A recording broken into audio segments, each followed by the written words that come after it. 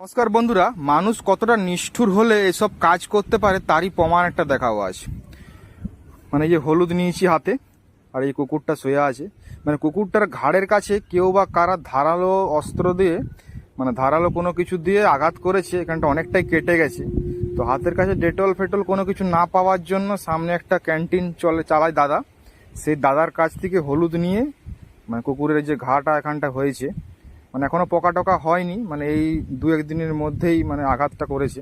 তো হলুদ দিয়েছি, জানি না কতটা কি উপকার হবে না হবে। তো হলুদ দিলে সবাই বলে একটু উপকার হয়, মানে ঘাটা বাড়বে না, পোকা টোকা হবে না। আর আমরা মানুষ প্রায় 47-48 ডিগ্রি গরমে এত কষ্ট পাচ্ছি, কুকুররা তো ঘাম টাম হয় না, কুকুরদের লোম বেশি, তো তারা কত কষ্টের মধ্যে আছে। তা সত্ত্বেও এই মানুষ যে আঘাত টাঘাত করে, মানে কতটা নিষ্ঠুর মনোবৃত্তি প্রমাণ দেয় আর কি। তো তোমাদের কাছে অনুরোধ রইল যে এই বেলা অবলা পশুদেরকে কেউ আঘাত টাঘাত করবে না।